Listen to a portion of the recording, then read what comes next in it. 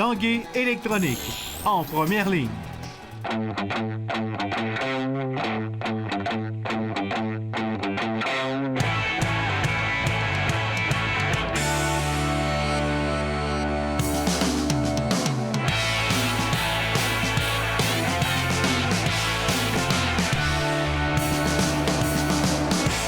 À tous, bon mercredi. Bienvenue à l'Esprit sportif avec le retour du soleil et du beau temps. Le début de la saison de baseball à Québec avec les Capitals au cours de la prochaine fin de semaine. Demain soir, les Capitals amorceront leur saison 2016 à Trois-Rivières avant de se présenter ici vendredi soir pour le match inaugural. Et bonne nouvelle, ça a été confirmé hier, les Capitals qui pourront compter sur 3 joueurs cubains pour cette nouvelle saison de baseball.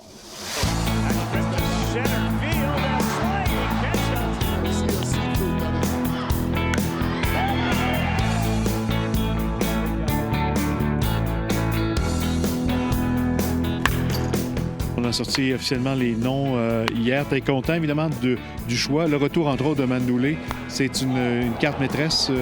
Lui qui arrive, qui a l'expérience des Capitals et qui arrive avec 2 petits nouveaux. Oui, absolument. On voulait Mandoulé parce que l'idée, un petit peu cette année, c'était de se rebâtir par la défensive. Avec lui et Joe Malo au centre de l'avant-champ, on est très, très bon. On va être excitant à regarder, je crois. Sa présence également peut rassurer les 2 petits nouveaux, aider à les faire évoluer à leur plein potentiel plus rapidement. Oui, on l'espère.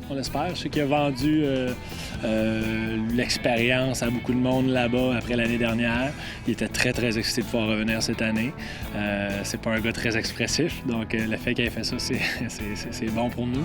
Et on a entendu que des belles choses sur les 2 qui s'en viennent, qui ont très hâte, donc il devrait être capable de s'ajuster rapidement.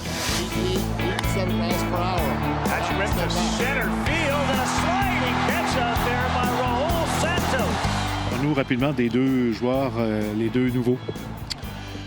C'est ça, Roel Santos, c'est un petit bonhomme.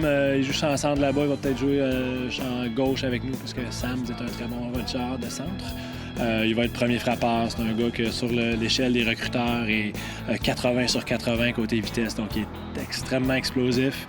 C'est un gars qui va chercher beaucoup sur balle, qui fait tout ce qu'il peut pour embarquer sur les buts sans avoir trop de puissance. Donc il va courir énormément, il va être excitant dans ce sens-là. Gracial, c'est un joueur un petit peu plus complet. Là. Il était sur l'équipe étoile à Cuba cette année. Il a volé 25 buts, il a frappé 15 circuits, donc il est capable de tout faire. Puis c'est un très bon athlète en bout de ligne. Donc il devrait être probablement troisième frappeur de notre alignement. Et puis jouer un rôle important. C'est une belle façon d'améliorer notre équipe sur le terrain que d'avoir ces Cubains-là avec nous dans la Ligue Canadienne. Oui, absolument. Je veux dire, je pense que c'est le fun. Ça amène de la couleur aussi. Ils ont une façon de jouer qui est un peu différente. Encore une fois, c'est une question d'adaptation pour l'équipe, mais je pense que pour le spectateur, de voir des joueurs jouer de cette façon-là, avec ce genre d'enthousiasme-là, c'est différent. Il y a un côté plus spectaculaire, mais c'est le fun pour tout le monde. Puis on est excités, on a hâte de les voir, nous aussi. On les attend pour la fin de semaine. Les chances sont bonnes? La rumeur dit qu'ils devraient être ici demain, à Montréal demain et arriver à temps pour le match.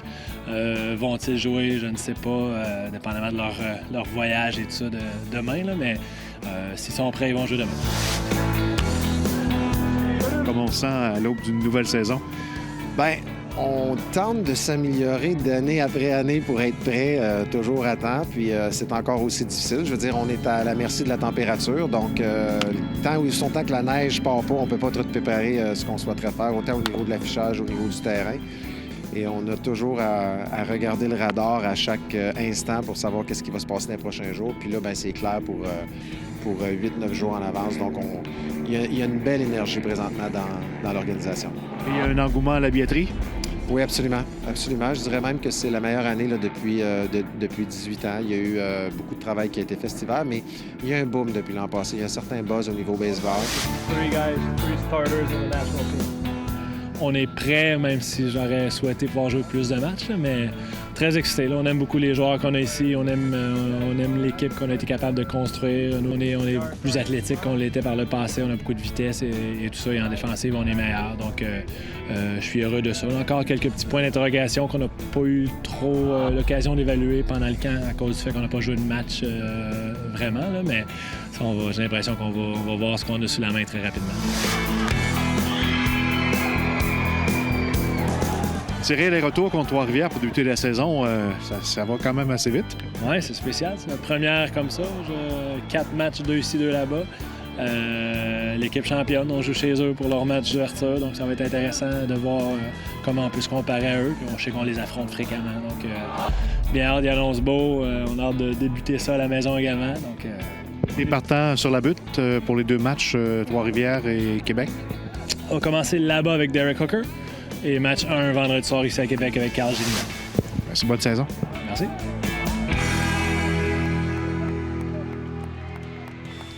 Après la pause, une rencontre avec Gilles Lépine.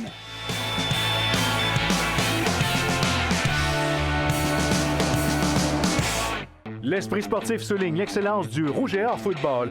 Au fil des saisons, la formation de Québec est devenue une pépinière pour la Ligue canadienne de football. Depuis 1998, c'est près d'une cinquantaine d'étudiants athlètes qui ont été repêchés. On n'a qu'à penser à Mathieu Bertrand, Alexandre Gauthier et Pascal Chéron, qui ont connu de belles carrières. 19 anciens membres du Rouge et Or évoluaient toujours dans la LCF en 2015. Parmi eux, Dominique Picard et Luc Brodeur-Jourdain.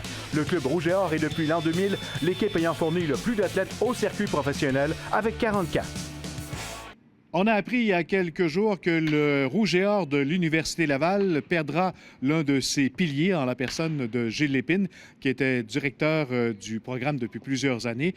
Il a accepté un nouveau défi avec les Thunderbirds de l'Université de la Colombie-Britannique. Et André Martin l'a rencontré.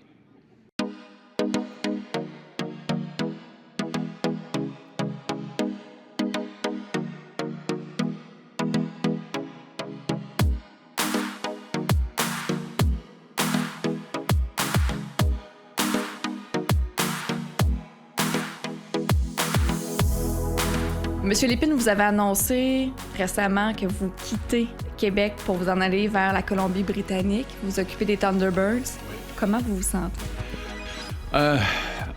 Emballé par une nouvelle aventure. Déchiré aussi parce que j'adore le milieu ici, j'adore les gens. On a construit des choses ensemble, on a travaillé pour faire monter la marque. Puis je l'aurai toujours sur le cœur. Hein? Je suis un ancien étudiant athlète, un ancien entraîneur ici, un ancien bénévole et aussi responsable du programme. Donc déchiré, puis en même temps, mais content dans cette, disons-le comme ça, fin de carrière, d'aller connaître une nouvelle expérience, un nouveau challenge. Et qu'en plus, ma femme décide de venir avec moi, on embarque là-dedans ensemble. C'est vraiment en équipe. Alors j'arrive avec une expertise qu'on a développée ici, qui peut être très utile ailleurs. C'est une belle façon pour moi de prouver que ce qu'on a fait ici peut s'exporter. On va retourner dans le passé. Parlez-moi de votre parcours au sein du Rouge et Or. Tout jeune déjà, le PS venait d'être construit. J'étais un jeune étudiant au secondaire, puis on sautait le mur parce que les murs n'étaient pas tout finis. Alors on sautait le mur pour venir jouer au badminton, squatter les locaux. Alors, il y a des rats de bibliothèque, moi j'étais un rat de gymnase et on venait voir aussi des matchs de basketball ou de volleyball ici du Rouge et Or. Alors on était enthousiasmés, c'était nos idoles de ce moment-là. Et donc je me suis retrouvé ici, chemin faisant, après avoir fait le cégep Sainte-Foy, je me suis retrouvé ici comme athlète. Et on est dans les années 70. 70, effectivement, de 75 à 78. Ma blague habituelle, c'est que même les miroirs étaient en noir et blanc dans ce moment-là. Et je me suis retrouvé après ça entraîneur de l'équipe féminine de volleyball, l'équipe masculine de volleyball. Après ça, j'entraînais au cégep, mais j'étais bénévole ici le soir. J'étais souvent l'annonceur pendant de nombreuses années des matchs réguliers du match. Et après ça, bénévole sur le conseil d'administration pour finalement me retrouver ici en 2004 comme responsable du programme. Qu'est-ce que Gilles Lépine a amené au Rouge et Or? Je pense que j'ai été un contributeur de cette belle collaboration entre les gens du milieu, qui se retrouvent des bénévoles au sein des conseils d'administration, l'équipe du personnel ici, du service des sports, et les entraîneurs. Je pense que j'ai réussi à contribuer à ce que les liens soient proches, qu'on se respecte beaucoup les uns les autres, qu'on se fasse confiance les uns les autres. Et moi, justement, des moments forts de votre carrière au sein du Rouge et Or. On ne pourra jamais empêcher les 2 premières Coupes Vanier comme un moment incroyable. C'était, wow, spécial. On n'avait pas les installations qu'on a présentement. On parle de 2009-2010. De voir l'équipe de soccer féminine remporter l'année dernière, après 19 ans, le championnat, l'équipe masculine de soccer aussi. Les équipes de volleyball qu'on a suivies, basketball. Chaque année, lorsqu'on organise le gala du Rouge et Or, où on retrouve les étudiants athlètes, les entraîneurs, les bénévoles, c'est extraordinaire de voir cette famille, cette communauté-là, c'est très serré. Alors ça, je suis vraiment des moments forts pour moi. Ça va être quoi votre mandat exactement? Alors, j'ai double mandat, on appelle ça le Senior Athletics Directors. Ça veut dire que je vais m'occuper, entre autres, de toutes les équipes sportives. Ici, au Rouge et Or, on a à peu près 480 étudiants athlètes. Là-bas, il y en a 700. Et aussi, on me confie tout le marketing et les communications, chose que j'ai toujours aimé faire. C'est vraiment à bras ouverts là-bas qu'on m'attend et les conditions dans lesquelles on m'accepte et avec les gens autour, je me sens vraiment chanceux. J'arrive à un beau moment puis un bon moment pour être avec eux autres puis construire quelque chose. Puis, comme je le disais tout à l'heure, peut-être de se prouver à moi et à d'autres que le modèle qu'on a développé à Laval, à sa façon, pas exactement copié, mais à sa façon, peut se développer dans d'autres universités. Et on dit que le bonheur se situe à l'extérieur de la zone de confort. Ben, disons que je suis là, vraiment loin à l'extérieur. Puis je trouve ça stimulant, je trouve ça gratifiant, j'ai l'impression que je peux encore apporter à faire quelque chose d'intéressant, de stimulant. Qu'est-ce que vous souhaitez pour l'Université Laval, pour le Rouge et Or? Les plus belles choses. On a développé un beau programme de cogestion. Je souhaite vraiment que cette reconnaissance qu'on a ici dans la communauté, mais la haute direction aussi, soit encore et continue à augmenter, que les gens se l'approprient, puis que la communauté universitaire et la communauté en général se disent c'est leur Rouge et Or, c'est notre Rouge et Or. Est-ce que ça va rester votre Rouge et Or à vous aussi? Au fond de mon cœur, ça sera toujours mon Rouge et Or, c'est certain.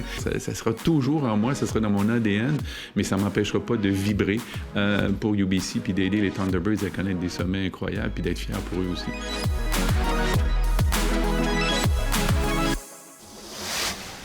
Voilà qui complète l'esprit sportif pour aujourd'hui. Je vous rappelle, amateurs de hockey, le concours Pro Hockey se poursuit jusqu'à la fin de la semaine. Pour vous inscrire, rendez-vous sur le site Facebook de l'esprit sportif.